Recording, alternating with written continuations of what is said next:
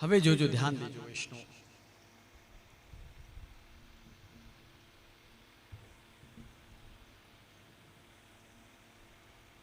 રાજોપચારૈ રીત્યર્થ. સૌથી પહેલો પ્રકાર તો રાજાની જેમ ઠાકુરજીની સેવા કરો.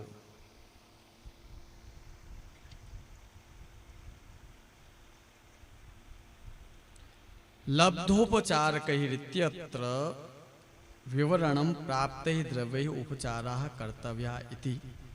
હવે સમજો, આપણામાં જે સપરસ, અપરસ, મિશ્રી ભોગ, દૂધઘર, નાગરી, અંસખડી અને સખડી,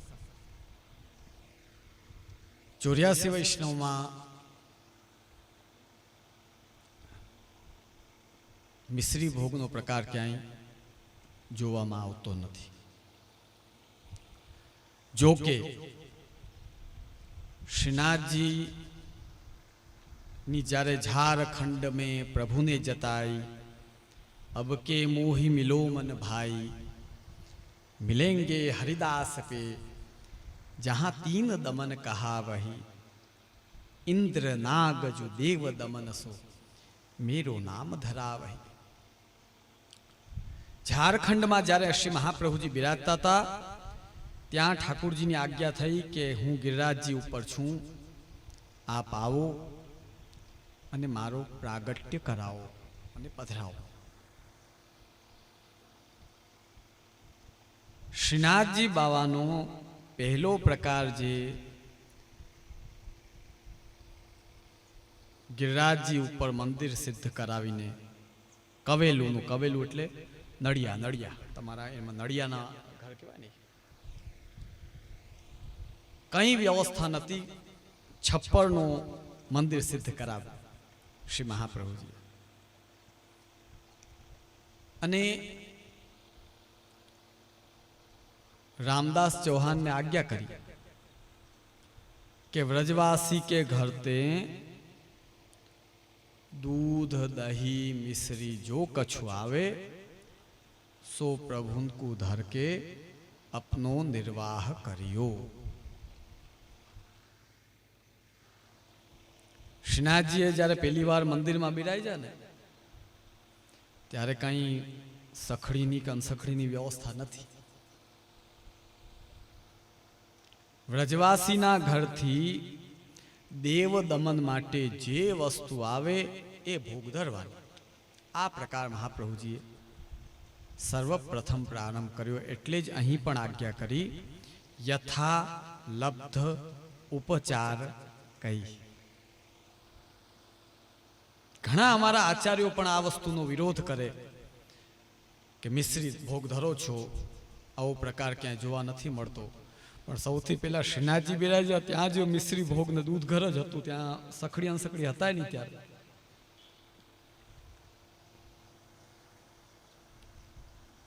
तो मिश्री भोग थी सेवा करो छो एने क्षुब्ध थवानी के दुखी थवानी जरूर नहीं.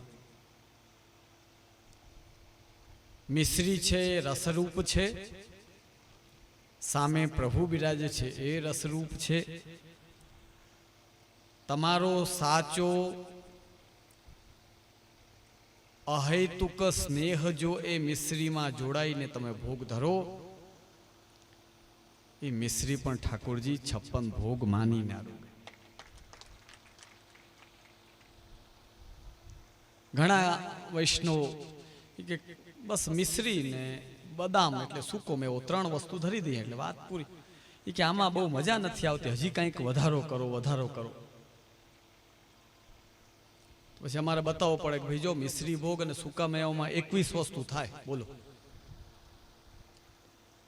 સૂકા મેવાના 4 પ્રકાર તમે ગણી લ્યો: બદામ, કાજુ, પિસ્તા, અખરોટ. હજી બીજા કેટલાય છે પણ આટલા માનો. પછી કાળી દ્રાક્ષ, किसमिस अने अंजीर. ठाकुरजी माटेनो एक नानो मिक्सर तमे अलग वसावी लो. बदाम ने बधु कटोरी में धरो, પછી બીજો પ્રકાર કે એ બદામને જે ઠાકોરજીને ધરવાની એને તમે ઓલા મિક્સરમાં એનો થોડો જાડો પાવડર બનાવી લ્યો, એટલે કે ચૂર્ણ બનાવી લ્યો. પીસેલી ખાંડ હોય એ એમાં ભેળવો. ક્યાંય પાણી આવ્યું, ઠાકોરજીને ધરો ભોગ થયો. એક પ્રકાર વધારાનો કરવું હોય તો આળસુનો કોઈ ઈલાજ નથી. જેને ખાલી એ કટોરી ધરી દેવી છે ને ભાગવું છે, એનો કોઈ ઈલાજ નથી. પછી એ જ મિક્સરમાં બદામ કાજુ રાખો, એની સાથે અંજીર નાખો, એ બધાને એ કરો, લાડુ બનાવી લ્યો. ચાહો ને તો મિસ્ત્રી ભોગની અંદર તમે 14 થી 21 જેટલી વસ્તુઓ સિદ્ધ કરી. ક્યાંય જલ નહીં, ક્યાંય આંચ નહીં.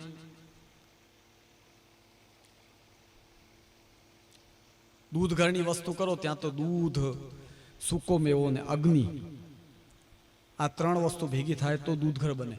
અગ્નિ હટાવી દો તો દૂધ ઘર ન બને. ખાલી દૂધ એકલો રીએ બિચારોને ગરમ ન થાય, કાચો દૂધ રી. તો નાગરી, અનસખડી અને સખડી એના ભેદને કેમ સમજવો ટૂંકમાં તમને બતાડું. નાગરી એને કહેવાય જ્યાં અન્ન અલગ રીએ, પાણી આવે નહીં, ઘી અલગ ગરમ થાય. એટલે કે અન્ન, ઘી અને અગ્નિ એ ત્રણે અલગ અલગ રહી ને લાડુ બને ને એ નાગરી કહેવાય. પછી અંસખડી કેને કહેવાય જ્યાં પાણી, અન્ન, અગ્નિ આ બધું એક જગ્યાએ ભેગું થાય ને ઘી, આ અંસખડી બની. તેલ, જલ, અગ્નિ અને અન્ન આ 4 જ્યાં એક સાથે ભેગા થાય એ સખડી બને. આમ એના ભેદ સમજવા પડે. તો વૈષ્ણવજનો, અહીં જે શ્રી આચાર્ય ચરણે આજ્ઞા કરી છે યથા લબ્ધોપચારકૈહિ, આ આજ્ઞા માત્રથી એક વસ્તુ આવી ગઈ કે કોઈ મિશ્રી ધરે છે ને તો એ પણ યથા લબ્ધોપચાર છે. જે એની પાસે જેટલું બિચારાનું સામર્થ્ય છે એટલું ધરી રહ્યો છે. એટલે મિશ્રી ભોગનો પ્રકાર શ્રી મહાપ્રભુજીના માર્ગથી સંપૂર્ણપણે સંમત છે. જે વૈષ્ણવો ધરો છો એ આનંદપૂર્વક ધરો, કોઈ ચિંતા વિના. હા, એટલું જરૂર છે કે ઘણા આગળ વધે જ નહીં. પછી હવે એક ક્લાસમાં તમે 1 વાર ફેલ થાઓ, 2 વાર થાઓ, 5 વાર ફેલ થાય પછી એને ધક્કો મારવો પડે આગળ.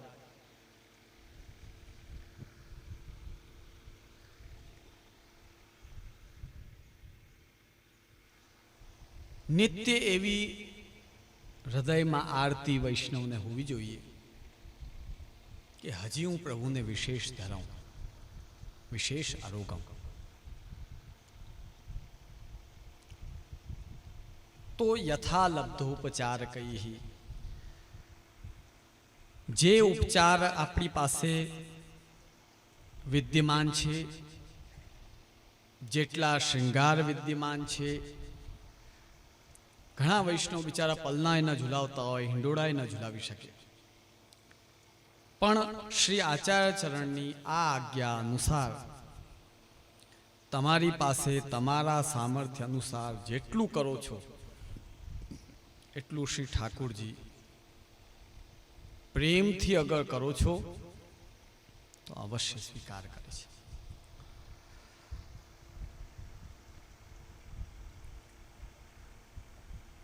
પ્રાપ્તૈ દ્રવ્યૈ ઉપચારાઃ કર્તવ્યાઃ, જે પ્રાપ્ત દ્રવ્ય છે એનાથી શ્રી ઠાકોરજીને ભોગથી લઈ શ્રૃંગાર, વસ્ત્ર બધું અંગીકાર કરાવો.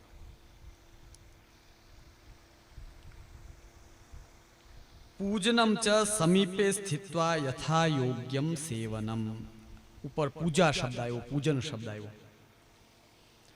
પૂજન શબ્દનો ઉપયોગ કરો એટલે તરત પૂજા માર્ગ આવી ગયો. કોઈને પણ કહો કે તું ઠાકોરજીનું પૂજન કર. આપણા હમણાંના વ્યવહારમાં કોઈ આવીને એમ બોલે કે જે હું ઠાકોરજીની પૂજા કરું છું, તો જે જાણકાર વૈષ્ણવ તરત અરેરાટી કરે. અરે રે, પૂજન આપણામાં ન હોય, આપણામાં તો સેવા હોય. બોલો કે નહીં તમે? કોઈ તમારા ઘરે આવે ને ઠાકોરજીના દર્શન કરે એટલે કે ઓહો, તમારે લાલો છે, તમારે વ્યવહારમાં લાલો કે હા, એ કે અમારે લાલો છે, અમે એની રોજ પૂજા કરીએ છીએ. એટલે તરત ઓલા જાણકાર વૈષ્ણવ સામે જુએ કે આ કાંઈ સમજતો નથી લાગતું, કે પૂજા આપણામાં ન હોય. પણ શ્રી મહાપ્રભુજીએ પૂજા શબ્દનો ઉપયોગ આપના ગ્રંથોમાં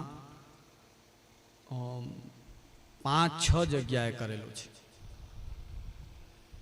તો હવે પ્રશ્ન થાય કે પૂજા કેવા પ્રકારની?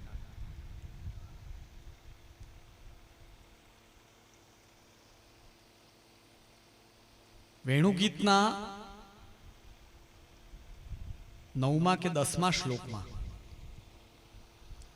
ધન્યાસ્મ મૂઢ મતયોપી હરિણ્ય એતાહ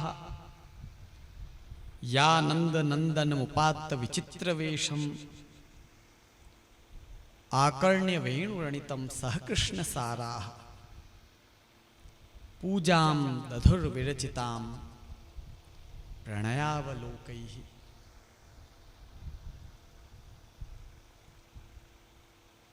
ગોપિકાઓ વેણુગીતમાં પરસ્પર એકબીજાને વાતચીત કરી રહી છે કે ગોપી, તને ખબર છે શ્રી ઠાકુરજી વેણુ વગાડે ત્યારે સમસ્ત પ્રકૃતિમાં કેવી હલચલ થઈ જાય છે, કેવો આનંદ પ્રસરી જાય છે.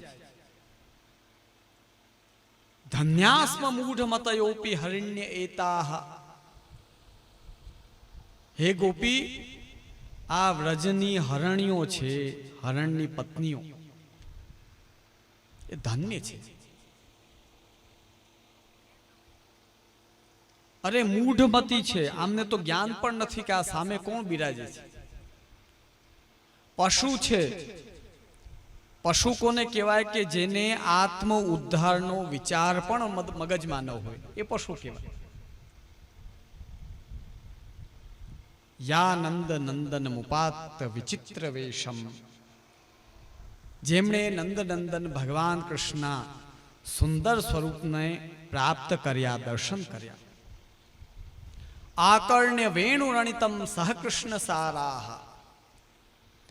અને વેણુનો રણ એટલે કે ધ્વનિ, આકર્ણ્ય એટલે કે સાંભળીને, સહ કૃષ્ણ સારાહ પોતાના પતિ કૃષ્ણ સાર મૃગોને સાથે લઈને પૂજામ દધુર વિરચિતામ પ્રણયાવલોકૈઃ. એ હરણીઓને વિચાર થયો કે આવા પરબ્રહ્મ સામે છે તો અમારે એમનો સત્કાર કેમ કરવો? અમારી પાસે કંઈ નથી. એક તો મૂઢમતી, કંઈ પાસે છે નહીં. જો આપણામાં નિયમ હોય કે ગુરુજન ઠાકોરજી સન્મુખ જઈએ, કોક કંઈક ભેટ લઈને જાય, કોઈક સામગ્રી લઈને જાય, કોક પુષ્પ લઈને જાય, કોક વસ્ત્ર પધરાવીને જાય. હરણીઓ વિચાર કરે અમારે શું કરવું? આ પરબ્રહ્મ આનંદમય ભગવાન સામે બિરાજે છે. તો હરણની આંખ બહુ સુંદર હોય. આપણે રસિયા મનાવે મૃગ નયનિકો નાર નવલ રસિયા મૃગ.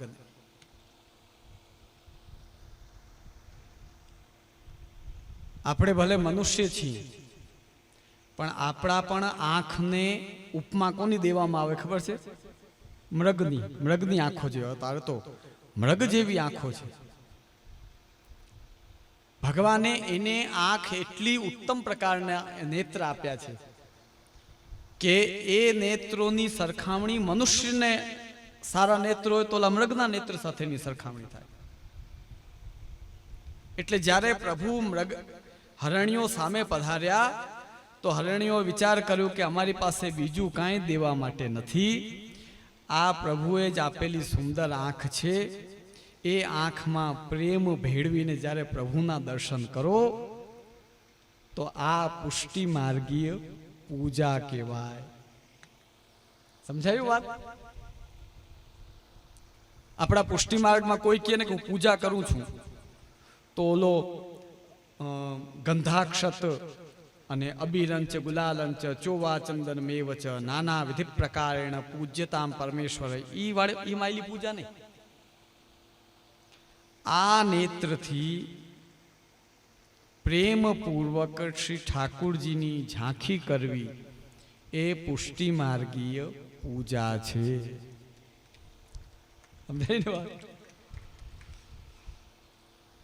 તો જ્યાં જ્યાં શ્રી મહાપ્રભુજીએ પૂજા શબ્દનો ઉપયોગ કર્યો છે એ તમારી દ્રષ્ટિમાં આવે. જેમ કે ભક્તિવર્ધિની કેટલાને આવડે છે?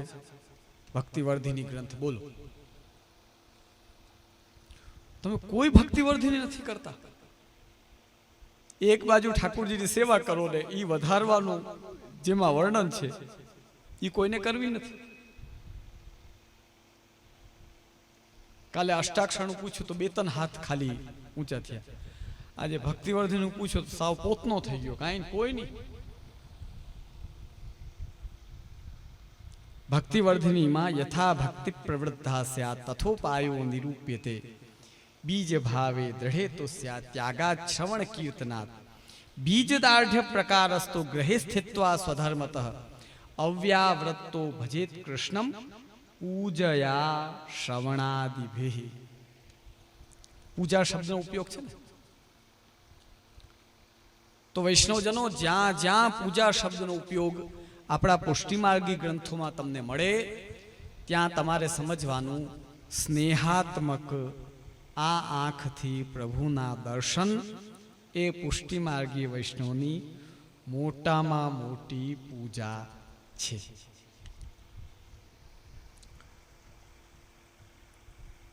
પૂજનમ સમીપે સ્થિત્વા યથા યોગ્ય સેવનમ. આ પુરુષોત્તમજી આજ્ઞા કરે છે કે અહીંયા જે પૂજા શબ્દ છે એ શ્રી ઠાકુરજી પાસે રહીને યોગ્ય રીતે મંગલા સમયે મંગલા, રાજભોગ સમયે રાજભોગ, ઠેઠ શેન સુધી પ્રભુની પાસે રહીને સેવા કરવી એ પ્રકારની પૂજા. હવે ઉપચારમાં શું શું આવે? યથા સુંદરતામ યાતિ વસ્ત્રૈરાભરણૈરપી. જે વસ્ત્ર અને આભરણ દ્વારા શ્રી ઠાકુરજી ખૂબ સુંદર લાગે એવા વસ્ત્ર અને આભરણ ધરાવો. અલંકુર્વીત સપ્રેમ તથા સ્થાન પુરઃસરમ. સ્થાન એટલે મંદિર. હવે આ મંદિર શબ્દ આવ્યો છે તો તમને ખુલાસા કરી દઈએ કે મંદિર તમારે હોય ને અમારે હોય છે. તમારું ગ્રહ મંદિર હોય છે, અમારું મંદિર ગ્રહ હોય છે. ગ્રહ મંદિર અને મંદિર ગ્રહમાં ફરક એ હોય છે, તમારો જે મંદિર ઘર હોય એ તમે માંડ ઘરના એક ખૂણે ઠાકુરજી માટે જે થોડીક જગ્યા છૂટી કરો છો લૌકિકમાંથી, એ તમારો મંદિર ઘર. માંડ એટલે કહું છું, કેટલા વૈષ્ણવના ઘરે સૂત કે ભાઈ દાદરો જાતો હોય ને એના જે નીચેનો ભાગ હોય ને એમાં મંદિર તૈયાર કરાવતા ને પોતે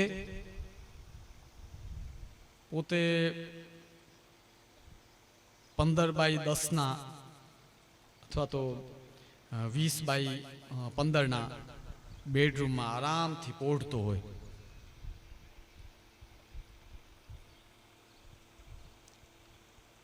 તો માંડ ઠાકુરજી માટે જે થોડીક જગ્યા આપણે કાઢીએ ગ્રહ સેવામાં, એ મંદિર ઘર એ વૈષ્ણવને ત્યાં હોય છે. અને અમારે વર્ષોથી એક પરંપરા, આખો મુખ્ય વિભાગ શ્રી ઠાકુરજીનો થઈ ને એની બાજુમાં પેટા વિભાગ હોય એ અમારો, અને અમારી દિનચર્યા આખી ઠાકુરજી પાછળ ચાલે.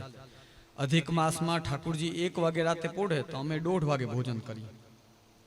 જન્માષ્ટમીના દિવસે 12:30 પંચામૃત થાય, પછી પાયણા, તમારે ગુજરાતીમાં જેને કહેવાય ને કે વ્રત પછી પારણા હોય ને, પાયણા કે શું કહે તમે? પારણા કે પારણા. તો એ રાતે 2 વાગે પ્રભુને મહાભોગ આવી જાય, પછી વિનંતી કરી બંદોબસ્ત કરી પછી ઉપર આવીને અનસખડી લેવાની. તો મંદિર 2 જગ્યાએ હોય છે, પણ એક જગ્યાએ એવો હોય છે કે જે સ્વ અનુકૂળ વ્યવસ્થા અંતર્ગત ઠાકુરજીની વ્યવસ્થા. આ પ્રકાર વૈષ્ણવના ઘરે હોય ને ભગવદ અનુકૂળ વ્યવસ્થા પાછળ અમારી વ્યવસ્થા એ વલ્લભકુલને ત્યાં હોય છે. સ્થાન 2 જગ્યાએ છે, મંદિર 2 જગ્યાએ છે, પણ 2 મંદિરમાં ભેદ એટલો મોટો છે કે એક જગ્યાએ ઠાકુરજી પોતાના સેવકની દિનચર્યા પાછળ પોતાની દિનચર્યા રાખે, ત્યારે બીજી જગ્યાએ સેવક સ્વામીની દિનચર્યા પાછળ પોતાની દિનચર્યા રાખે. આ ફરક. તમારે તો મહેમાન આવેલા હોય તો કે પેલા બધું મહેમાનનું પતાવી લ્યો, પછી ઠાકુરજી 11 વાગે જગાડશું. આવું ઢગલો લોકો કરે જ છે, નથી કરતા એવું નથી. ઘણાના પતિ અનુકૂળ ન હોય તો સવારમાં પેલા સ્થાન દેવતાને નૈવેદ્ય ધરી દો, સ્થાન દેવતા પેટ ભરીને પછી ધંધે જાય, પછી ઠાકુરજીને જગાડશું. એટલે અમે ઘણી વાર કહીએ કે ભાઈ એમ ના કરાય, એ કે પછી એકવાર ઓલું સ્થાન દેવતાને નૈવેદ્ય ધરી દીધું ને પછી કકડાટ નહીં, કઈક ઝંઝટ નહીં, કઈક છે કે નહીં? જે છે એ સ્પષ્ટ છે. આ વસ્તુને કોઈ ઝૂટલાવી ન શકે, સેવા એમાં જોડી દેવી. આ સત્ય છે અને કોઈ ઝૂટલાવી શકે એમ નથી. અલંકુર્વીત સપ્રેમ, પ્રેમ સાથે શ્રી ઠાકુરજીને શૃંગાર ધરાવો. વસ્ત્રૈહિ આભરણૈરપી, વસ્ત્ર આભરણ આ બધાથી એમને અલંકૃત કરો. તથા સ્થાન પુરઃસરમ, એ જ રીતે સુંદર મંદિર સિદ્ધ કરાવો અને એમાં ઠાકોરજીનું પાટોત્સવ કરો. ઘણા વૈષ્ણવો 2 સ્વરૂપ પુષ્ટાવે એટલે પ્રશ્ન ઉભો થાય કે એકનો અલગ પાટોત્સવ અને બીજા સ્વરૂપનો અલગ પાટોત્સવ. તો ગુરુની આજ્ઞાપૂર્વક એક જ પાટોત્સવમાં 2 પાટોત્સવ તમે કરી શકો, પણ ગુરુની આજ્ઞાપૂર્વક.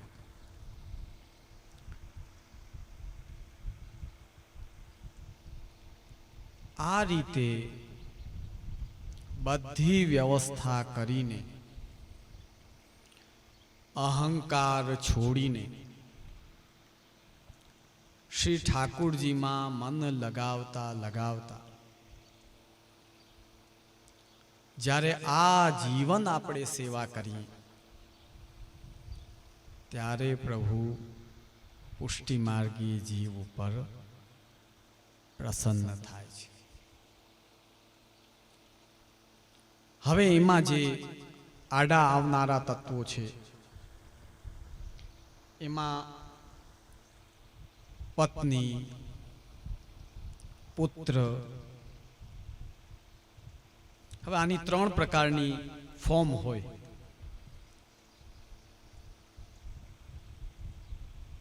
અનુકૂળ, ઉદાસીન અને પ્રતિકૂળ. જોજો આમાં ઘણા બધા એવા પરિવાર છે કે જેમના પત્નીએ અનુકૂળ, પુત્રે અનુકૂળ, બધા કે નહીં સેવા કરો, અમારથી જે થશે અમે કરશું. કોઈ ફૂલ લઈ આવે, કોઈ મિશ્રી લઈ આવે, કોઈ ફલ ફલાદી લઈ આવે પ્રભુ માટે. ઠાકુરજીની સેવા સોંપો અને જેનું મોઢું ન બગડે અને કે ના હું જરૂર કરીશ, એટલે સમજવાનું કે એ આપણી સેવાને અનુકૂળ વ્યક્તિ છે. બીજો પ્રકાર ઉદાસીન, કે જ્યાં બારેથી ઠાકોરજી માટે ફૂલ લઈ આવ, તો હવે તો મોબાઈલનો જમાનો આવ્યો, બીજાને ફોન કરે, એ તું આવે છે ને લેતો આવજે, કેમ કે એને પોતાને ઇન્ટરેસ્ટ ના હોય, એ ઉદાસીન હોય.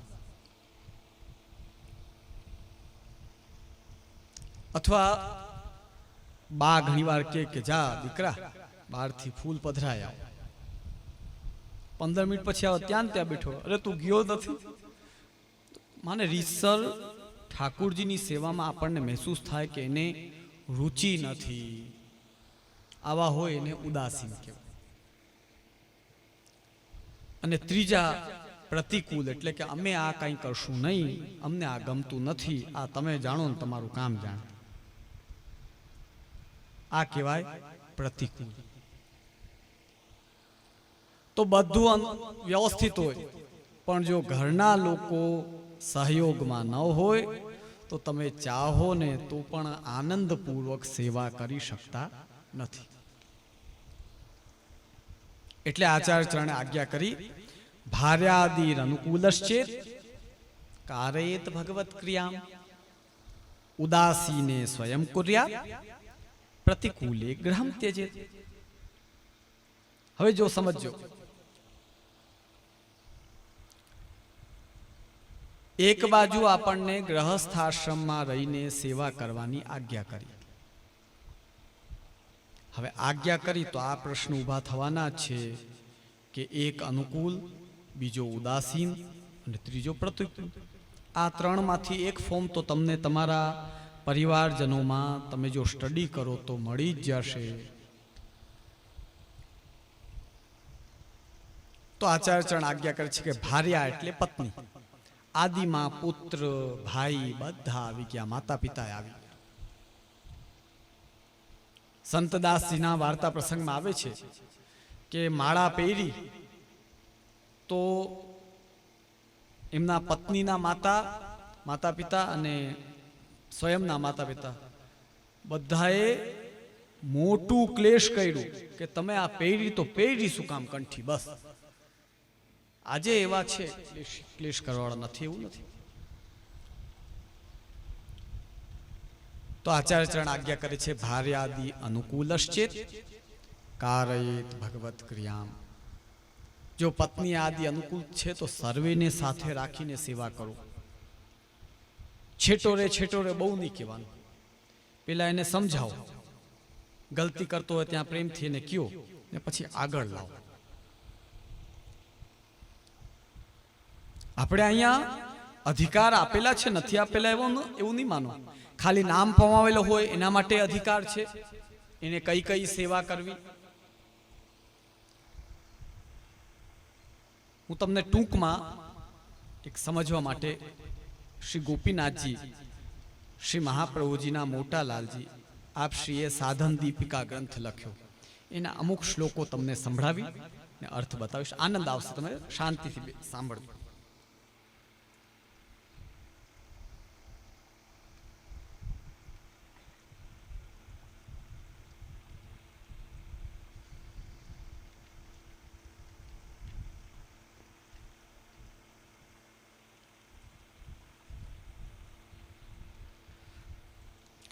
નામ પમાવેલા જેટલા વૈષ્ણવ હોય, પછી બાલક હોય કે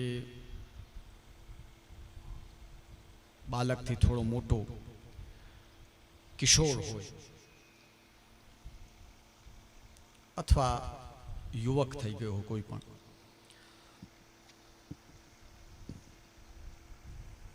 નામ પમાવેલાને 7 પ્રકારની ભક્તિનો અધિકાર છે.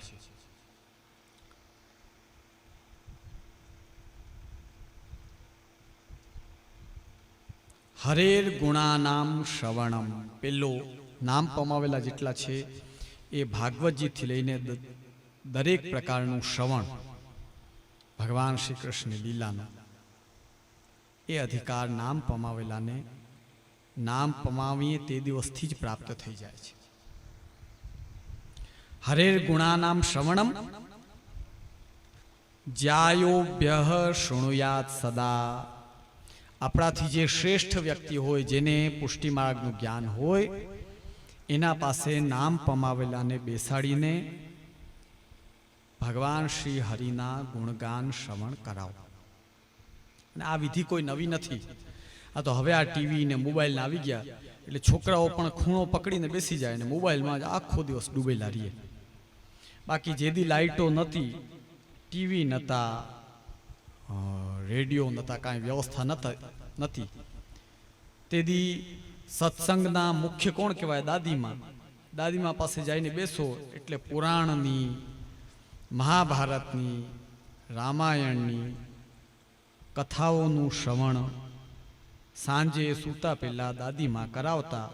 એ અમે કર્યું છે ને તમે લોકોએ કરેલું છે. હવે નવા લોકોને નવા દાદીમાં મળી ગયા છે મોબાઈલ, એમાં બેસી જાય.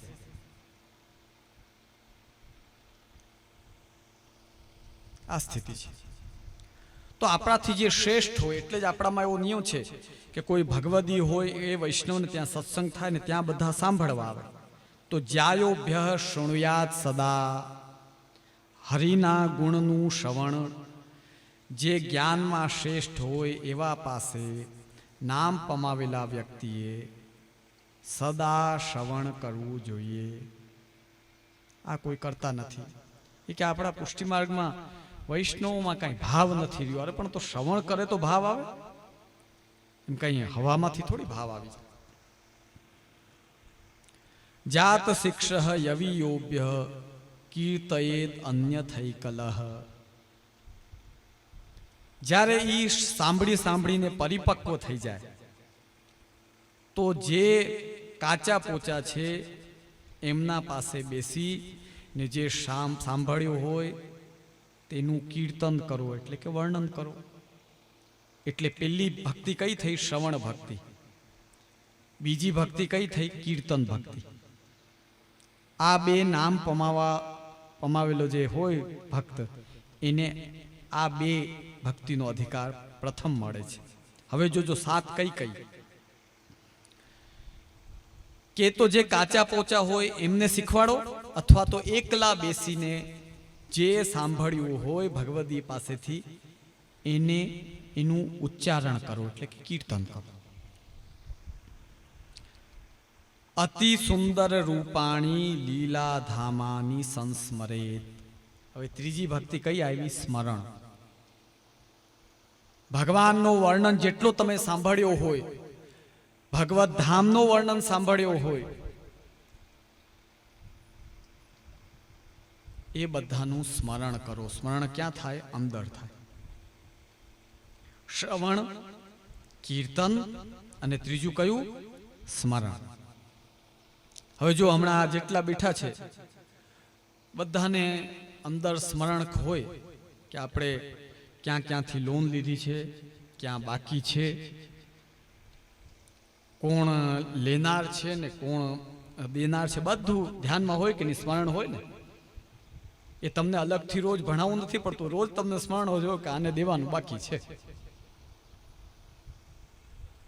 એમ જ ભક્ત હોય એણે લીલાધામ અને શ્રી ઠાકુરજીના અતિ સુંદર રૂપ હોય એનું સ્મરણ કાયમી કરતા રહેવાનું.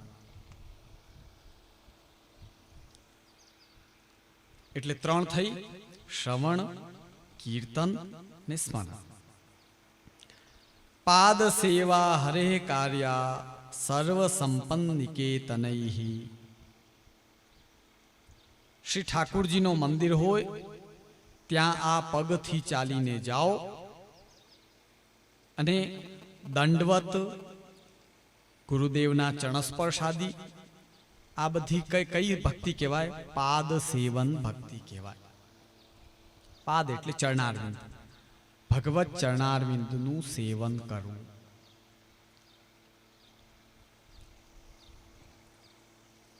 ચોથી કઈ આવી? શ્રવણ, કીર્તન, સ્મરણ અને પાદ સેવન એટલે કે આ પગથી ચાલીને જવું. હવે પાદ સેવન ભક્તિના બે પ્રકાર જોવા મળે છે. તમને સમજાવવા માટે તમે સમજી શકશો. એક આપણે શ્રી ઠાકુરજીના ચરણસ્પર્શ કરીએ અથવા તો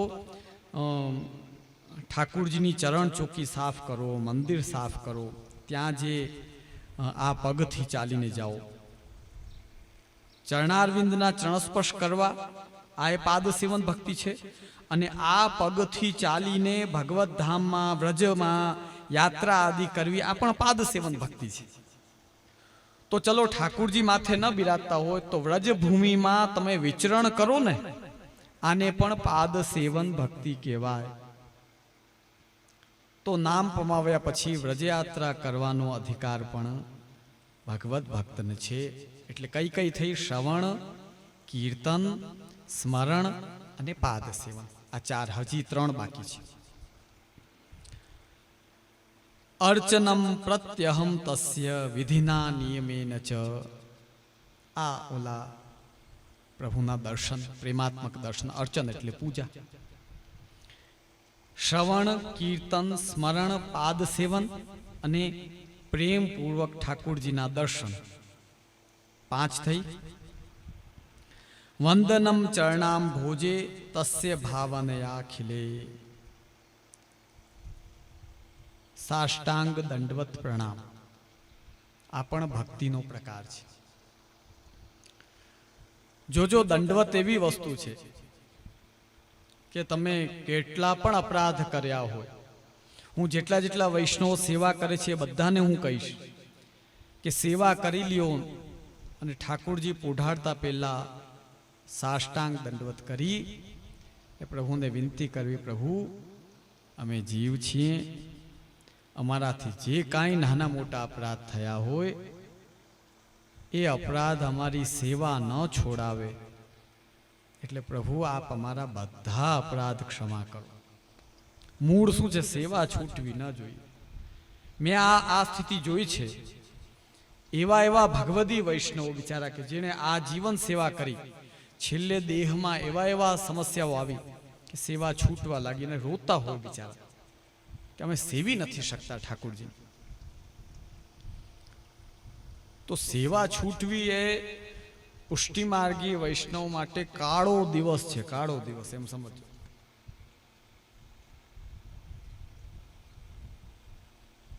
છઠ્ઠી ભક્તિ કઈ આવી? વંદન.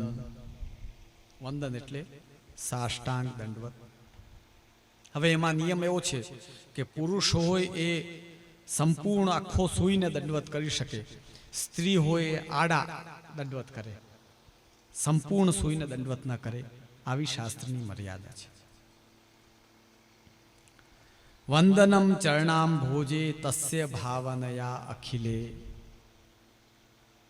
આ પ્રાણી માત્રમાં બિરાજો છો એ ભાવના હૃદયમાં રાખી દરેક અપરાધ અમારા ક્ષમા કરો, એ રીતે સાષ્ટાંગ દંડવત. આ પણ એક પ્રકારની ભક્તિ છે. 6 થઈ. શ્રવણ, કીર્તન, સ્મરણ, પાદ સેવન, અર્ચન, વંદન અને છેલ્લી દાસ્યમ તદેક શરણમ તત્પ્રસાદૈક ભોજનમ. છેલ્લી ભક્તિ દાસ્યપણું. એ કેનાથી આવે? અષ્ટાક્ષર મહામંત્રથી. એ ભક્તિ કઈ રીતે થાય? નિત્ય અષ્ટાક્ષર કરો અને પોતાને નિત્ય શ્રી ઠાકુરજીના દાસ માનીને ચાલો. અને દાસપણામાં બીજું શું આવે? તત્પ્રસાદૈક ભોજનમ.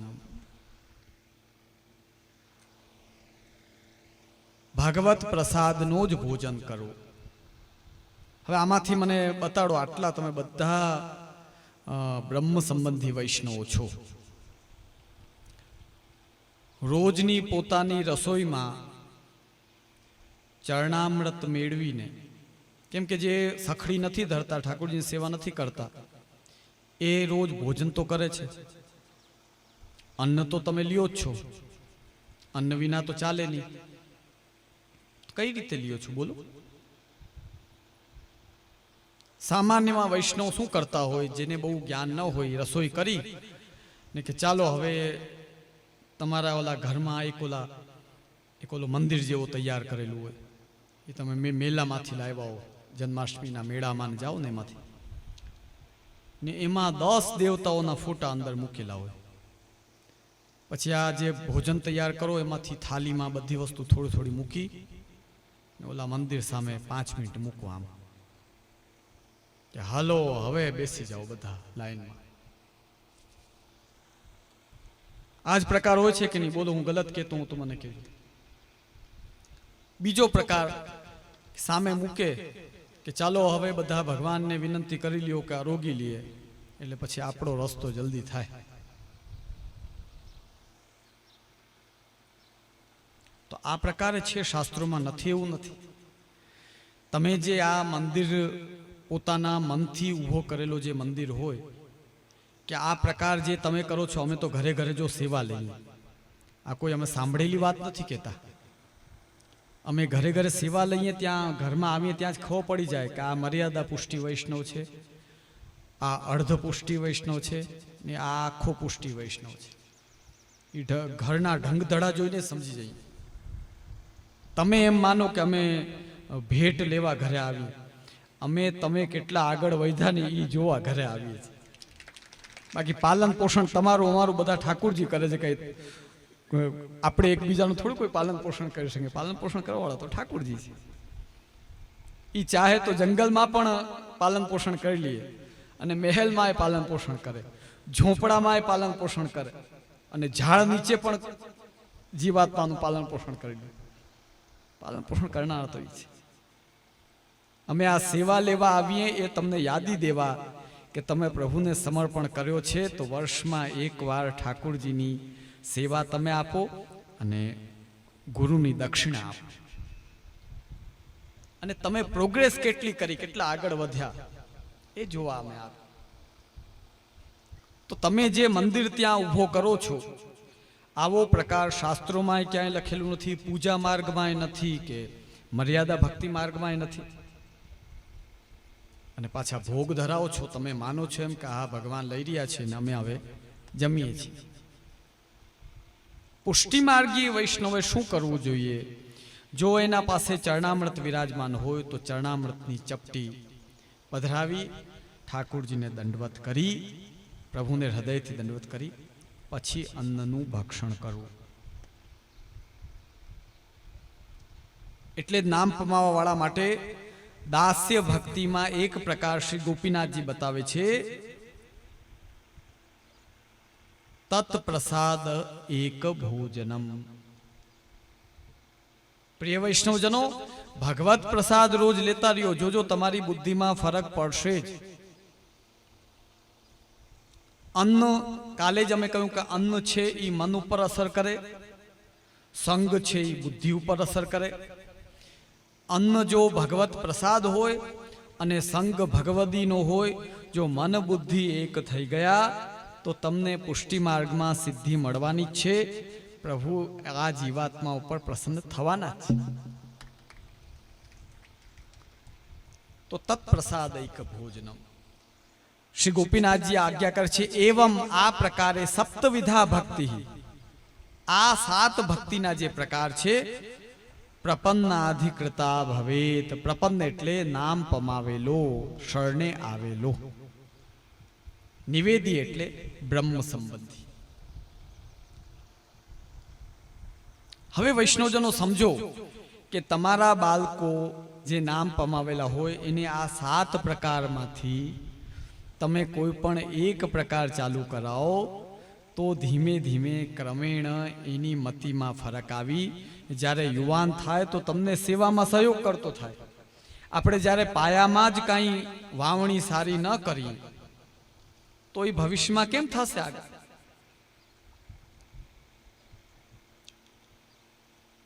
તો હવે મૂળ વિષય ઉપર આવીએ. પ્રતિકૂળ, અનુકૂળ અને ઉદાસી. શ્રી આચાર્ય ચરણ આજ્ઞા કરે છે, ભાર્યા આદિ જો અનુકૂળ હોય તો એને સેવામાં લગાડો. જેને નામ પમાવેલા છે એને સપ્તવિધ ભક્તિ કરાવો. જેમણે બ્રહ્મ સંબંધ છે એને ચરણ સ્પર્શ કરાવો. બહારનું જ્યાં ત્યાં ખાતા હોય, લસણ ડુંગળી ખાતા હોય, મોઢામાંથી વાસ આવતી હોય, ઠાકોરજી સન્મુખ કેમ કરવા? આ જેટલાઓને છેટા રહેવાનું કહે છે ને, એ કોઈ આ લોકોને કઈ તમારાથી વેર નથી કોઈને. પણ આપણે પાન મસાલા ને જેમ તેમ બધું બધાના હાથનું ખાતા હોઈએ. લસણ ડુંગળી ખાઓ એટલે પરસેવામાં વાસ, મોઢામાં વાસ, શ્વાસમાં વાસ, ને પછી ઉપરથી કયો કે અમને છેટા ના રાખો. સુકોમલ નંદરાયજી યશોદાજીના બાલક, શ્રી મહાપ્રભુજી ગુસાઈજીના બાલક, સર્વ સામર્થ્યયુક્ત આપણા ધણી, આપણે એમને કહીએ ધણી, આપનો સુખ જેમાં હોય એમાં અમે ચાલીએ, ને મોઢામાંથી લસણની વાસ આવતી હોય તો ઠાકુરજીની સેવા કેમ કરાવી, કેમ પાસે રાખો? એટલે કહેવાય કે છેટારીઓ. બાકી તમને છેટા રાખીને કોઈને કઈ પુણ્ય નથી મળતું. પોતાનો ખાનપાનનો વ્યવહાર સુધારો.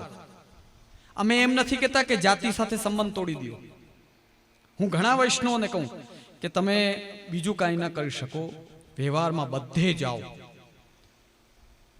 અંસખડીનો એક પીસ લઈ લ્યો, વ્યવહાર કરવો છે ને તમારે, અમે ક્યાંય ના નથી પાડતા, જાઓ વ્યવહાર કરો. સ્વીટ વસ્તુ હોય એ ગ્રહણ કરી લ્યો ને વાત પૂરી કરી દો. અરે ઘણા તો એટલા શોખીન હોય કે સાંજે જમણવારમાં જવાનું હોય તો સવારે ભૂખા રહીએ ખાસ સાંજે જમવા માટે. આવાઓનો શું ઈલાજ કરવો? ભોજન ભટ્ટો એનો.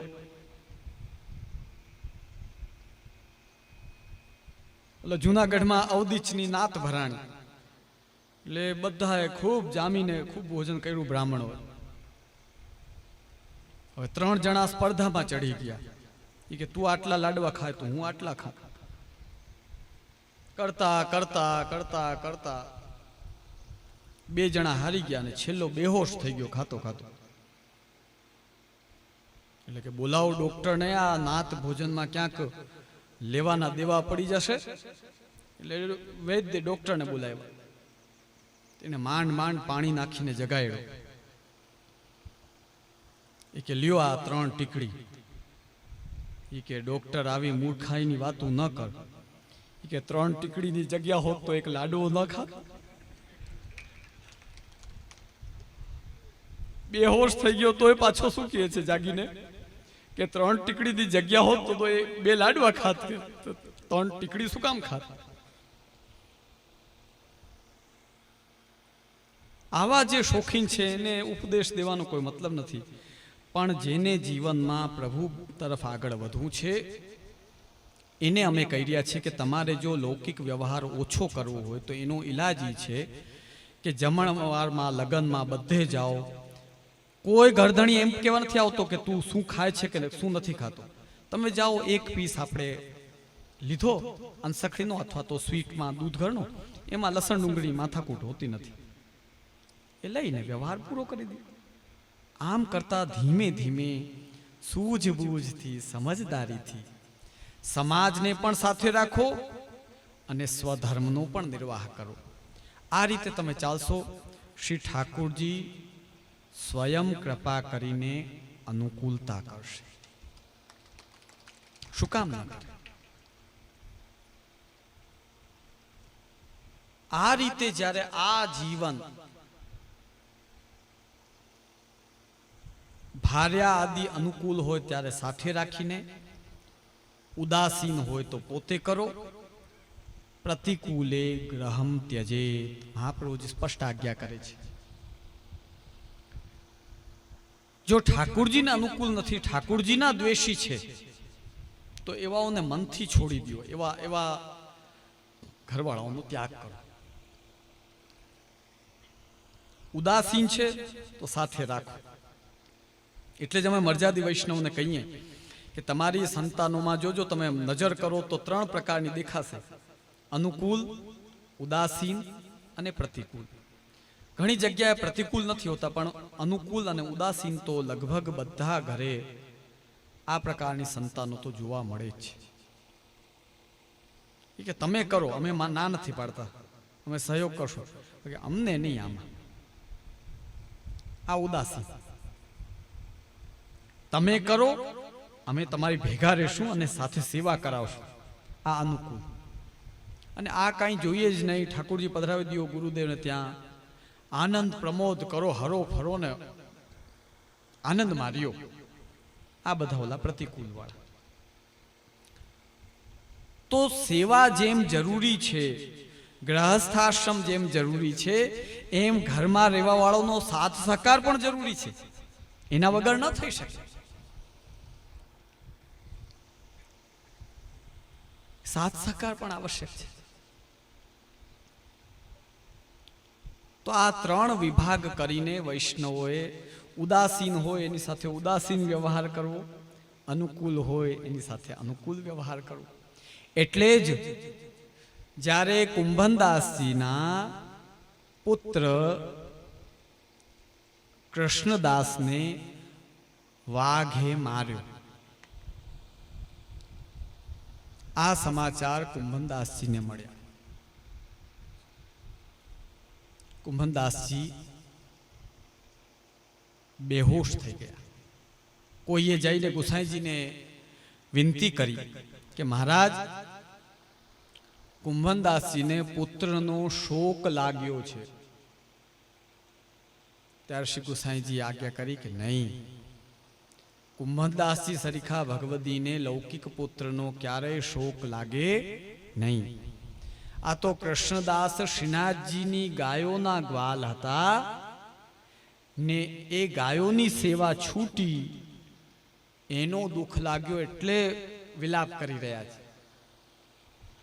એટલે જ કુંભનદાસજીને 7 પુત્રો હતા, પણ કહેતા કે મારે 1.5 દીકરા છે. એક આખો દીકરો ચતુર્ભુજ દાસ ને અડધો દીકરો કૃષ્ણદાસ. આ વસ્તુને સમજીને જ્યારે તમે ચાલો તો બચ્ચાઓ સાથે આપણે વિવાદ પણ ન થાય, અનુકૂળ હોય એને એ સ્થિતિ સુધી પહોંચાડવું, ઉદાસીન હોય ને અડધે રાખો, પ્રતિકૂળ હોય ને આઘો રાખો, એટલે ક્યારે પણ કોઈ પ્રકારનો વિવાદ ઊભો થાય નહીં.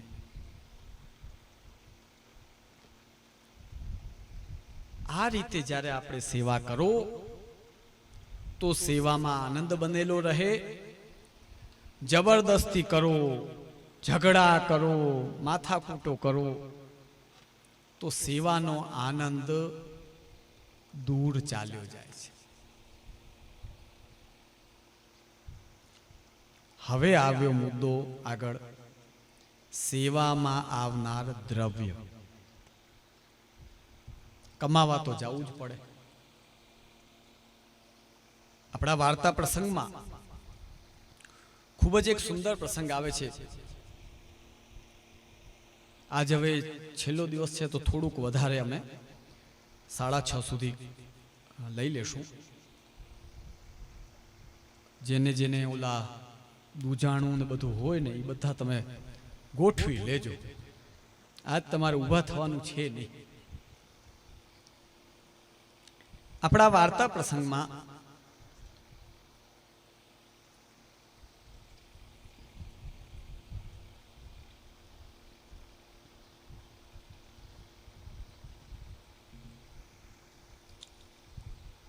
પૂરનમલ ક્ષત્રિયજીની વાર્તા આવે છે.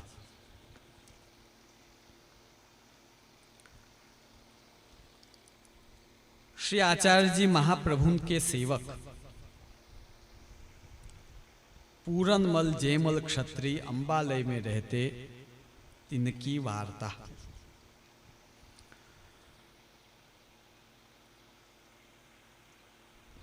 चौबीसमा वैष्णव छे पूरनमल क्षत्रिय, 84 वैष्णव में. सो इन पूरनमल की गांठी में द्रव्य बहुत હતો. खूब पैसा वाला था पूरनमल क्षत्रिय. सो एक समय रात्रि को पूरनमल को देवी जीव जानी श्री गोवर्धन धर स्वप्न में कहे, जो ब्रज में गोवर्धन पर्वत है तहां हम प्रगट भये हैं. सेवा माटेनो देवी जीव छे एम जाणी એને સપનામાં શ્રી ગોવર્ધનનાથજીએ આજ્ઞા કરી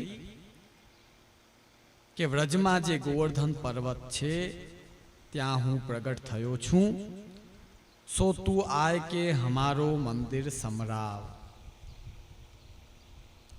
તું આવીને મારો મંદિર बनवाओ और श्री आचार्य जी को सेवक हो। હવે જોજો આપણા વૈષ્ણવમાં સેવક થાય ને એના કેટલા અલગ અલગ પ્રકારો. હવે અમારા જામનગરમાં ઘણી વાર એવું બને કે પહેલે દિવસે 4 જણાની આજ્ઞા લઈ જાય, જે વ્રતની આજ્ઞા આપે એમ. બીજે દિવસે પાછા આવે કે આના 2-3 ફ્રેન્ડ છે ને એને ઈચ્છા થઈ ગઈ છે કે એને બ્રહ્મ સંબંધ દેવું છે. હવે વિચાર કરો, કોક વૈષ્ણવની સંતાનનો ફ્રેન્ડ મિત્ર ટ્યુશનમાં અને ઘરે આવે જાય, આ પહેલો લઈ રહ્યો છે ને એટલે એના મિત્રને ઈચ્છા થઈ કે ચાલો બ્રહ્મ સંબંધ. આ એક પ્રકાર જોવા મળ્યું, એ લે છે પાછા. બીજો પ્રકાર કે વ્યાપારી સંબંધ, વ્યાપારિક સંબંધ કે જે અમારે વર્ષોથી સંબંધ હતા પણ અમે વૈષ્ણવ થયા ને પછી આ અમારા ભાગીદાર છે એને ઈચ્છા થઈ કે વૈષ્ણવ થવું છે. તો શરણે અને બ્રહ્મ સંબંધ લેવામાં આપણને કેટલા અલગ અલગ પ્રકાર જોવા મળે કે ભાઈ આ પ્રકારથી આવ્યો, આ પ્રકારથી આવ્યો. તમારે ગામડામાં તો એવું બહુ બને કે આખી શેરીમાં હેલો કરો, એમાંથી પછી અમુક જણા નામ લખાવે કે ભાઈ અમારે લેવું છે, લેવું છે. હવે આ ગુરુ આજ્ઞાથી, ગુરુનો મહાત્મ્ય જોઈને, કોઈ પુસ્તક વાંચીને, કોઈ જ્ઞાન પ્રાપ્ત કરીને એવી રીતે શરણે આવેલા વૈષ્ણવ નથી. શ્રીનાથજીએ સીધી સ્વપ્નમાં આજ્ઞા કરી કે તું આવ, સેવક થા ને મારું મંદિર કરાવ. આ એક પાછો અલગ પ્રકાર. तब पूरन मल जागी के सवेरे भये सगरो द्रव्य भेलो करी व्रज में गोवर्धन के आय दर्शन किए. सब द्रव्य भेगो કરીને અહીં આવ્યા. पाछे रामदास भीतरिया सो पूछे जो मोको श्रीनाथ जी ने मंदिर समरायवे की आज्ञा दीनी है सो मैं आयो हूं. तब रामदास सदु पांडे कहे जो श्रीनाथ जी तो श्री आचार्य जी के ठाकुर हैं, सो अब 2-4 दिन में श्री आचार्य जी पधारवे वाले हैं, तब उनसो पूछी के उनकी आज्ञा हो तो मंदिर समराओ. आ श्रीनाथ जी तो आचार्य जी ना ठाकुर जी छे. अमारे त्यां पण घणा वैष्णव राजभोग आदि करावे तो ज्ञान न हो बिचारा ने, आपणे एने कोई गलत नहीं कहता,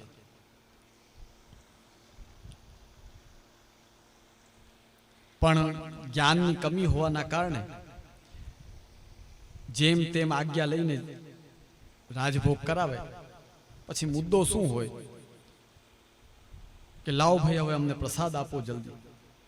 राजभोग आव्या न होय त्यां तो ओलो राजभोग लेवावाळो हाजरे थई जाय, धणी अरोयगा न होय त्यां आवीने के लाओ होय अमारो लाओ. આપણામાં આજ્ઞાનો એટલો મહત્વ કેમ છે સમજો વૈષ્ણવજનો. ગુરુ આજ્ઞાનો એટલે મહત્વ છે કે શિષ્ય ક્યાંક પોતાની અલ્પ બુદ્ધિથી જો કોઈ ગલતી કરતો હોય, ગુરુની આજ્ઞા લેવાથી એની એ ગલતીઓ દૂર થાય અને શુદ્ધ પ્રકારથી એ શ્રી ઠાકુરજીનું કાર્ય કરી શકે. એટલે આપણામાં નાના નાના ગાડી લ્યો તો કે તો ચાલો હાલો આજ્ઞા લેવા, કે હોન્ડા લેવો છે કે હાલો આજ્ઞા લેવા.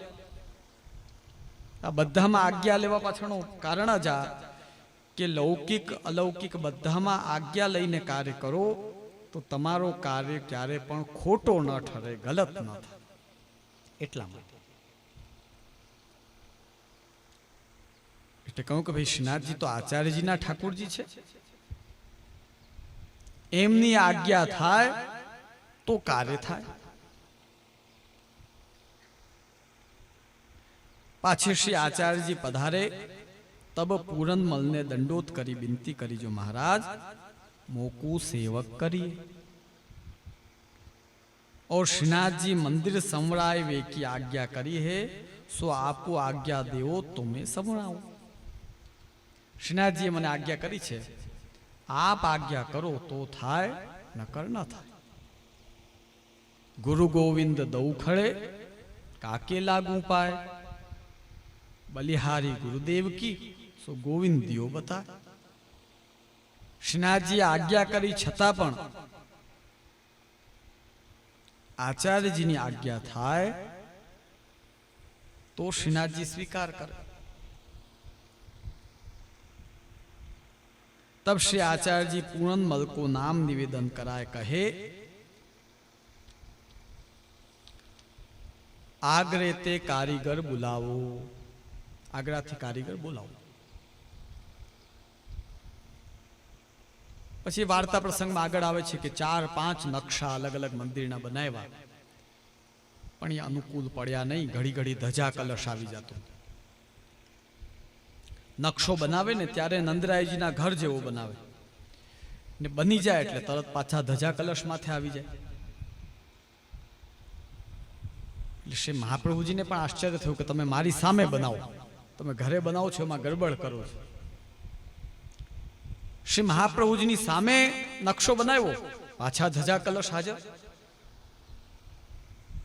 શ્રી આચાર્યજીએ આજ્ઞા કરી કે અનેક જીવોને શરણે લેવાની ઈચ્છા છે, એટલે શ્રીનાથજીની ઈચ્છા અનુસાર અહીં ધજા કલશ રાખવા।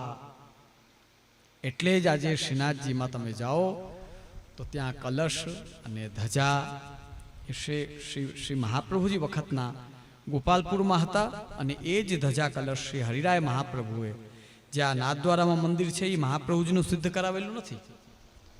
એ મહાપ્રભુજીની 6ઠી પેઢીએ 4થી 5મી પેઢીએ શ્રી હરિરાય મહાપ્રભુ થયા। એમણે આ જે હમણાં નાથદ્વારામાં મંદિરમાં તમે જાઓ છો એ જે પ્રાચીન મંદિર જે જૂનો નકશો છે એ નકશો પોતે શ્રી હરિરાયજીએ સિદ્ધ કરેલો છે, હરિરાય મહાપ્રભુ। અને એ ધજા કલશને ત્યારે શ્રી મહાપ્રભુજીએ પુષ્ટિ માર્ગમાં શ્રીનાથજીની ઈચ્છાથી સ્વીકાર કર્યા। तब श्री आचार्य जी पूरनमल को आज्ञा दीनी, बेगे मंदिर संवराओ, फटाफट मंदिर सिद्ध कराओ। सो मंदिर की नींव खोदी, पायो खोई दो मंदिर नो, नींव एटले पायो। सो नींव भरी गई, इतने में पूरनमल को द्रव्य सब निघटी गयो। अब विचार करो, पूरनमल आटला पैसा पात्र पण खाली पायो भराणो ने मंदिर नो श्रीनाथजी में, ત્યાં જ પૂરનમલનો બધો દ્રવ્ય પૂરો થઈ ગયો।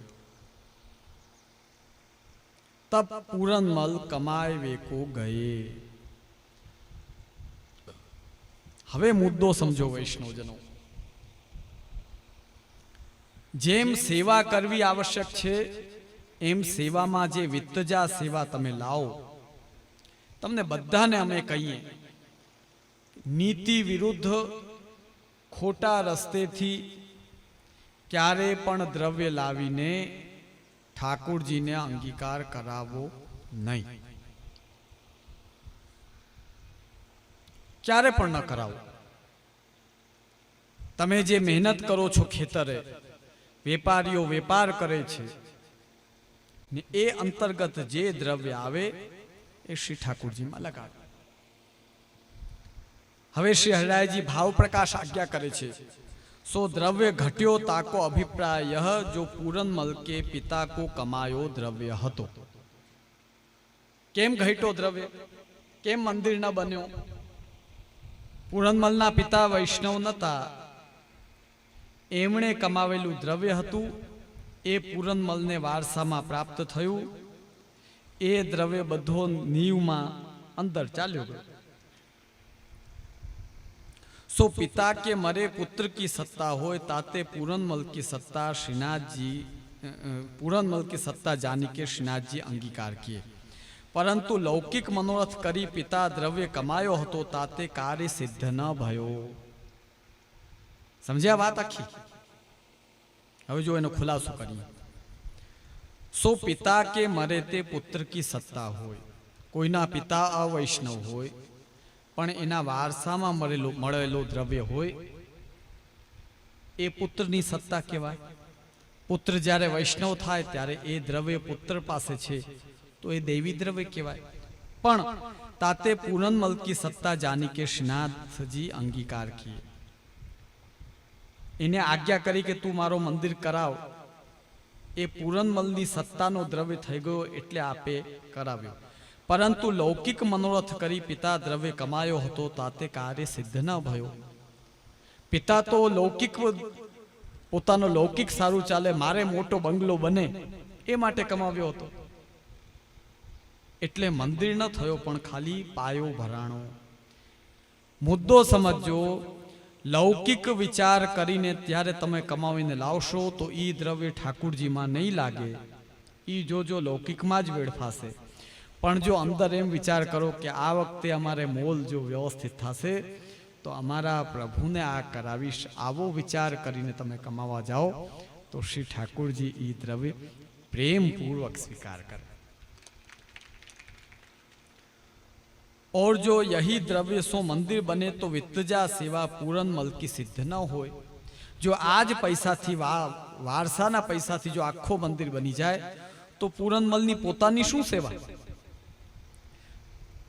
ताते द्रव्य घट्यो तब पूरनमल मंदिर की सेवा निमित्त कमाए को गए.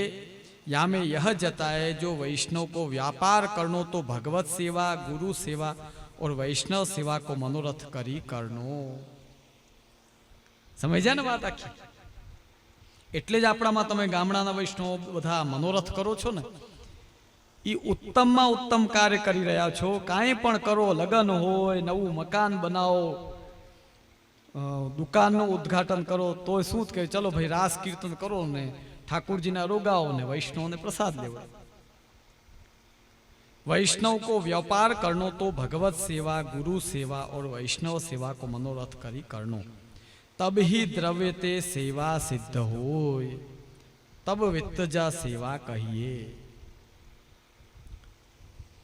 कहेवानो तात्पर्य वैष्णवजनो, पोते वैष्णव थाऊं पेलो, घरनाओने वैष्णव करवा बे, घर में ठाकुरजी पधरावीने सेवा करवी 3, ठाकुरजी नी सेवा में कई घटे नहीं ए ध्यान राखवू 4, आ बधानी साथे प्रेम थी प्रभुनी सेवा करवी 5, अने द्रव्य कमावा जाओ तो पण ई भाव थी जाओ कि भगवत सेवा, गुरु सेवा અને વૈષ્ણવ સેવા મારા દ્રવ્યથી બને, આ ભાવથી સેવા કરું. આ 6.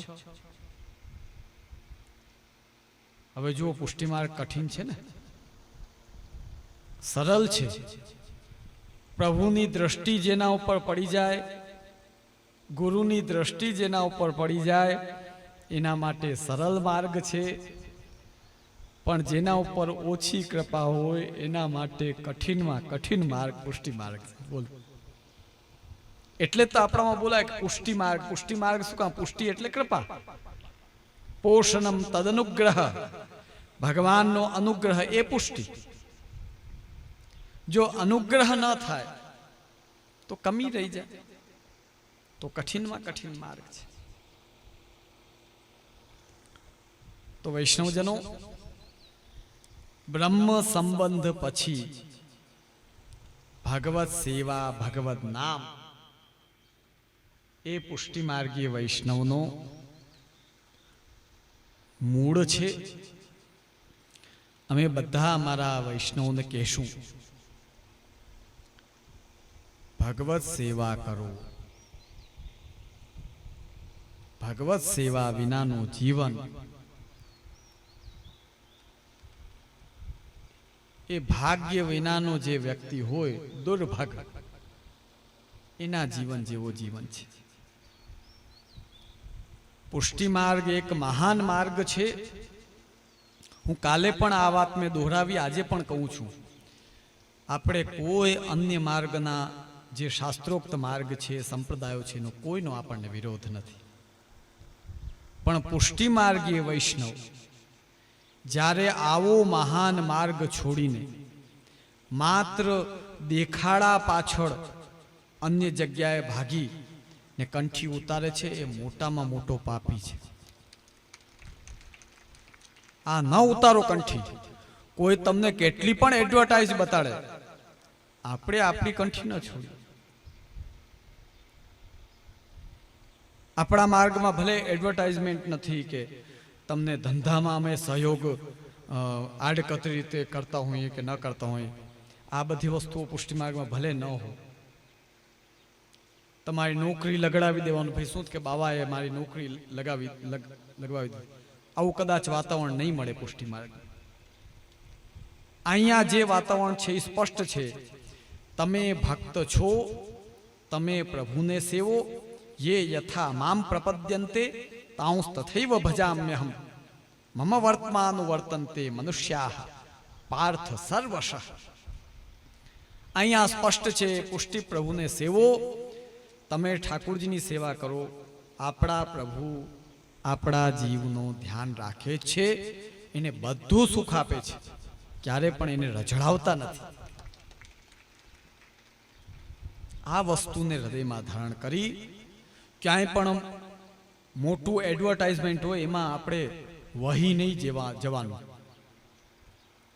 સ્વધર્મને પકડી રાખો. શ્રીમદ ભગવદ્ ગીતામાં ભગવાન આજ્ઞા કરે છે, સ્વધર્મે નિધનમ શ્રેયઃ પરધર્મો ભયાવહ. પોતાના ધર્મનું નિર્વાહ કરતા કરતા મૃત્યુને પ્રાપ્ત થઈ જવું સારું છે, પણ ધર્મ બદલાવું એ પુષ્ટિ માર્ગીય વૈષ્ણવને શોભે નહીં. એટલે દ્રઢ રહીને દ્રઢતાપૂર્વક પુષ્ટિ માર્ગનો નિર્વાહ કરો. આ સેવા માર્ગ છે, આમાં સેવા કરો. સાથે સાથે ગાયોની પણ સેવા કરો. ગૌ માતા પણ આપણી માં છે, શ્રી ઠાકુરજીને પ્રિય છે. કોઈ ગરીબ તમારા ઘરે આવી જાય તો એની પણ અગ્નિ શાંત થાય તો એને પણ ભગવત પ્રસાદ આપો. ક્યાંય સામાજિક રીતે કોઈ સહાયતા કોઈને જરૂર હોય, કોઈ બાળકને ભણવાની જરૂર હોય તો એને ભણાવો. બધા કાર્યો કરો. સમાજ સેવા પણ એટલી જ કરો. દુઃખી લોકોને દુઃખમાં એનું દુઃખ ઓછો થાય તે માટે સહભાગી થાઓ. આપણે વૈષ્ણવ છીએ. જેમ ઠાકુરજીની સેવા કરવી એ આપણો સ્વધર્મ છે, એમ ઠાકુરજીના જ પ્રગટ કરેલા આ જીવો છે, એમને પણ કોઈ તકલીફ પડે તો તરત એને સહયોગ કરવો. એના દુઃખમાં દુઃખી થવું, એના સુખમાં સુખી થવું, એ પણ આપણું કર્તવ્ય છે. એટલે આ સત્રના અંતમાં પુષ્ટિ જીવન જીવી દરેક જીવ સુખી થાય, કોઈ દુઃખી ન થાય, આ ભાવના હૃદયમાં કેળવી. કોઈનાથી સ્પર્ધા, કોઈને દુઃખ દેવું, કોઈની અદેખાઈ કરવી, આ બધું આપણા વૈષ્ણવનો કર્તવ્ય નથી. થઈ જાય જો સ્વભાવ છે. ભગવાને બધાને સ્વભાવ પોતાના હિસાબે આપ્યું છે. પશુઓમાં જેમ ભિન્ન ભિન્ન સ્વભાવ હોય, મનુષ્યોમાં ભિન્ન ભિન્ન સ્વભાવ હોય. એ સ્વભાવ અનુસાર ઘણીવાર આપણાથી વ્યવહાર થઈ જાય, પછી તરત આપણે પોતાના સ્વરૂપને સમજી હું વૈષ્ણવ છું, એ આપણા સ્વભાવના જે વ્યવહારો છે એને ધીમે ધીમે ઘટાડવાનો પ્રયત્ન કરવો. એક દિવસમાં કોઈમાં ફરક ન પડે, પણ જો તમે તમારા માર્ગ ઉપર વ્યવસ્થિત રહો, ભગવત સેવા કરતા રહો, ઠાકુરજીની કૃપા ઉતરે, તો ધીરે ધીરે આપણા વ્યવહારો પણ સારા અને સુંદર થવા લાગે. આ પુષ્ટિ માર્ગ તો અગાધ સાગર છે. કહેવાનું એ ઘણું છે. સાંભળવા માટે પણ કેપેસિટી જોઈએ. એક ગુરુકુલમાં વિદ્યાર્થીઓ ભણતા હતા. સવારના 6 વાગ્યાથી ગુરુ ભણાવી 10 વાગ્યા સુધી થાકી ગયા, કાંઈ યાદ થાય નહીં. એટલે તરત કહું કે આ લોકોને પેલા ભોજન કરાવો. પેટમાં અન્ન પડ્યું અને બધું ફટાફટ યાદ થવા લાગ્યું. તો શ્રવણ કરવાની પણ કેપેસિટી હોવી જોઈએ. હવે ઘણીવાર બધું શાસ્ત્ર વચન અને શ્લોકો બધા ઉપરથી નીકળી જાય તમારે તો એ કાંઈ સમજાય તો બેસીએ, સમજાય જ નહીં તો બેસીએ શું? તો જ્યારે બેસશો ને, ઘોટાશો તો સમજાશે. સાંભળશો જ નહીં, આદત જ ન પાડશો, નહીં પાડો કાનને, તો સમજાશે ક્યાંથી? એટલે શિબિર સત્સંગમાં બેસીને ખૂબ શ્રવણ કરો કે જેનાથી આપણી બુદ્ધિ અને મન એ પરિપક્વ બને. રામપર કહેવાય ને, રામનગર આ સંભાગના એટલે કે અમારા ધુતારપુર ને એના બધા વિભાગના, ખાસ કરીને રામનગરના જે યુવાનોએ આ સુંદર શિબિરનું આયોજન કર્યો છે. એ યુવકોને અમે હૃદયથી ખૂબ ખૂબ ખૂબ આશીર્વાદ, ખૂબ સંપન્ન બનો અને ખૂબ શ્રી ઠાકોરજીની સેવા કરો.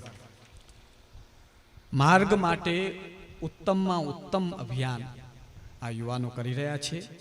વડીલ વૈષ્ણવોએ એમને ખૂબ સહયોગ દેવો જોઈએ, ખૂબ એમને આગળ વધારવા જોઈએ. બીજી વાત કે આ સામિયાણું બાંધ્યું છે એમાં તમે ટકીને આટલા બેઠા છો, આભાર માનવો જોઈએ તમારો. બાકી આ બધું સાંભળવું અને હૃદયમાં ઉતારવું બહુ કઠિન છે. આપણી બુદ્ધિ છે ને એ કુંઠિત થઈ જાય, સાંભળતા સાંભળતા કંઈ સૂઝે જ નહીં, આગળ કંઈ સમજાય જ નહીં. પણ શ્રી મહાપ્રભુજીની કૃપા થાય તો પંગુમ લંઘય તે ગિરિમ, એમ સાવ અજ્ઞાની હોય એ પણ તરત સમજી જાય. એટલે શ્રી મહાપ્રભુજીનું નામ અને મહાપ્રભુજીનો આશ્રય નિત્ય રાખજો. ક્યાંય આડાઓડા ભટકતા નહીં, આ માર્ગમાં દ્રઢતાપૂર્વક રહેજો.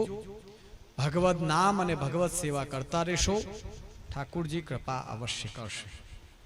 આ યુવાનોને, અમારા બધા પ્રિય વૈષ્ણવોને, આ ગામના બહાર ગામના જે આવ્યા છે બધાને અમે આ સુંદર ત્રિદિવસીય સત્રને પૂર્ણ કરતા પહેલા હૃદયથી ખૂબ ખૂબ બધાને ખૂબ આશીર્વાદ. ખૂબ સ્વસ્થ રહો, ખૂબ ઠાકોરજીની સેવા કરતા રહો. લૌકિક રીતે પણ ઠાકોરજી ખૂબ કૃપા કરે એટલે સંપન્ન પણ ખૂબ થાઓ. અને એ સંપન્ન થયા પછી માર્ગના ઉત્કર્ષમાં એ તમારી સંપન્નતાને તમે વિનિયોગ કરાવો.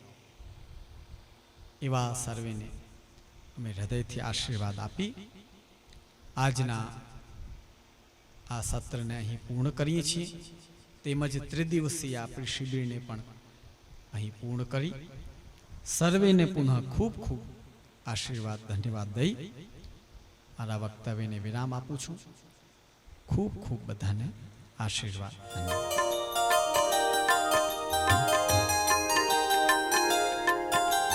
मनवाणी काया वश राखी, ममता नो बोझो दूर नाखी. धन दीधु जो धणिये तुझने, पेट भूख्या ना भरतो જા, पेट भूख्या ना भरतो જા. આવ્યો છે તો આ સંસારે, જન્મ સફળ તું કરતો જા, જન્મ સફળ તું કરતો જા.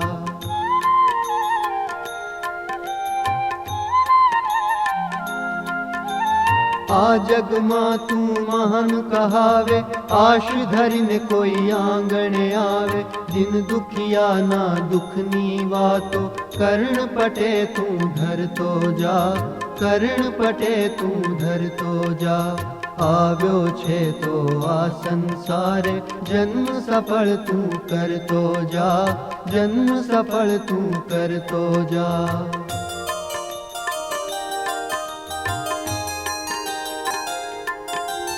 માયાના ઘેરા પટ ભેદી, હું પદની ને ભેદી. પ્રકાશમય શ્રી પ્રભુના ચરણે, હળવે હળવે ભજતો જા, હળવે હળવે ભજતો જા.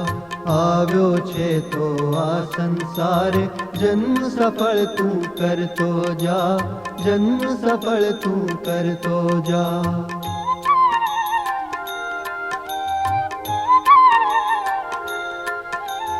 ગુરુ ગોવિંદનું શરણ ગ્રહીને દુઃખ પડે તો દુઃખ સહી લે માનવ સફરના મોંઘા મોતી હંસ બનીને ચરતો જા હંસ બનીને ચરતો જા આવ્યો છે તો આ સંસારે જન્મ સફળ તું કરતો જા જન્મ સફળ તું કરતો જા શ્રી કૃષ્ણ શરણમ મમ હે મંત્ર સદા તું સ્મરતો જા આવ્યો છે તો આ સંસારે જન્મ સફળ તું કરતો જા જન્મ સફળ તું કરતો જા જન્મ સફળ તું કરતો જા જન્મ સફળ તું કરતો જા।